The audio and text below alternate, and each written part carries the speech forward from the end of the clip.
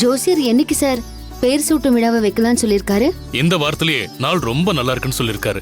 நானும் சரின்னு சொல்லிட்டு வந்துட்டேன். என்ன சார் சொல்றீங்க? இந்த வாரத்திலே ஃபங்க்ஷன்னா அதுக்குள்ள எப்படி நம்ம மண்டபத்தை புக் பண்ணி மத்த ஏற்பாடுலாம் பண்றது?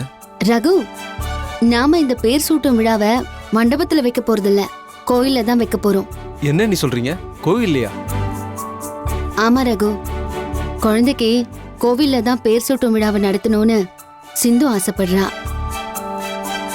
அன்னைக்கு நம்ம கோர்ட்ல இருந்து வீட்டுக்கு வந்து சார் பேர் சூட்டும் ஃபங்க்ஷன் நடத்தணும்னு சொல்லிட்டு போனதும் சிந்து என்கிட்ட என் பிள்ளைக்கு கண்டிப்பா கோவில்ல தான் ஃபங்க்ஷன் நடக்கணும்னு சொன்னா. நான் உடனே சாருக்கு ஃபோன் பண்ணி விஷயத்த சொன்னதும் இவரும் சரின்னு சொல்லிட்டாரு. ஏன் சிந்து குழந்தைக்கு பேர் சூட்டு விழாவை கோயில்ல தான் வைக்கணும்னு ஆசைப்பட்டீங்க? என் குழந்தைக்கு வைக்க போற பேர் தான் அவனுக்கான அடையாளமே.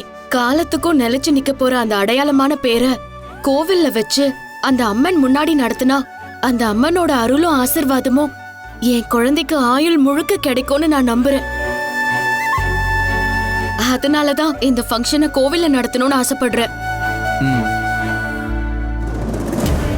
என் தம்பி இல்லாம அந்த குழந்தைக்கு கோயில்ல வச்சு பேர் சூட்டு விழா நடத்த போறியா நீ? ரொம்ப தாண்டி என் தம்பி அவமரியாதை பண்ற. ஏம்மா, சார் தான் இந்த வாரமே ஃபங்க்ஷன் நடத்திடலாம்னு சொல்றாருல்ல, கோயிலில் வச்சு பண்ணலாம்னு முடிவு பண்ணிட்டோம். அது எந்த கோயில்னு சொன்னாதானே அந்த கோயில் நிர்வாகத்தை பார்த்து பேச முடியும். ஐயோ, அதுக்கெல்லாம் எந்த அவசியமும் இல்லைங்க. அங்காள பரமேஸ்வரி கோயில்லயே பேர் வைக்கிற ஃபங்க்ஷன் வச்சுக்கலான்னு ஜோஷியர் சொல்லிட்டாரு. அவரே கோயில் நிர்வாகத்துக்கிட்டையும் பேசி டைமை ஃபிக்ஸ் பண்றேன்னு சொல்லிட்டாரு. ஓ, அதுக்கான ஏற்பாடெல்லாம் பண்ணிட்டு தான் வந்திருக்கீங்களா? ரொம்ப சந்தோஷம் சார்.